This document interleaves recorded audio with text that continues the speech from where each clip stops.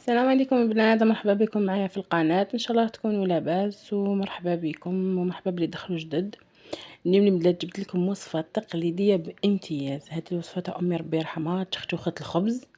جون سي با لا تعرفوها، كاين بزاف ناس يعرفوها كاين ما يعرفوهاش. هذه تختوخه الخبز يعني تندار في هذا الوقت الربيع ولا في الشتاء، يعني تجي حاره بنينه. عندنا هنايا نبدا الوصفه على بركه الله. عندنا المكونات تاعنا، نديروا في قدره شويه زيت شويه زبده. هنا راني في دارنا البنات ماشي في داري. هذه درتها البابا كان طلبها مني كي رحت لدارنا.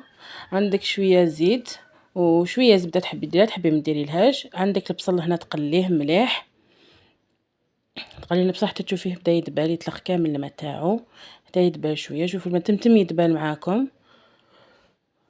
يجوا فيها بزاف مكونات، يعني مليحه دراري اللي ما ياكلوش الخضره، يعني تجي فيها الخضره مليحه يعني بزاف.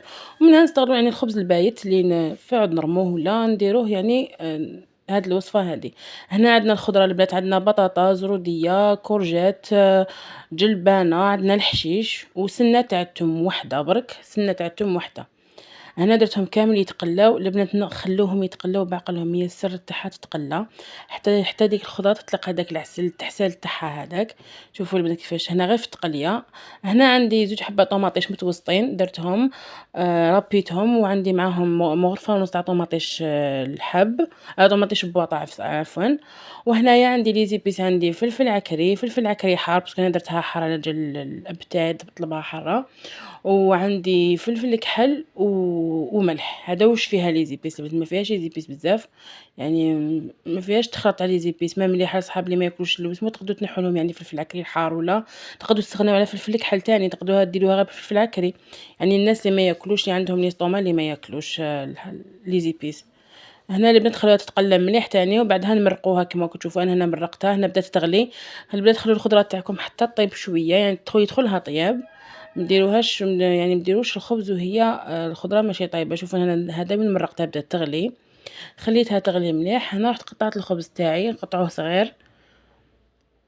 هنا بعد ما غلات شفت الخضره تاعي دخلها طياب، يعني الزروديه هي تشد ليا تصتها بلي بدا يدخلها طياب سي بون بدات تطرى. هنا راح نرمي الخبز تاعي.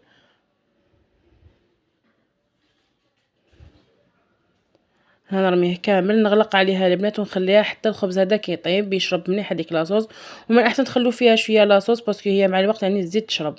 هنا كنت هدا وين طفيت لها البنات، شوفوا مازالت تغلي.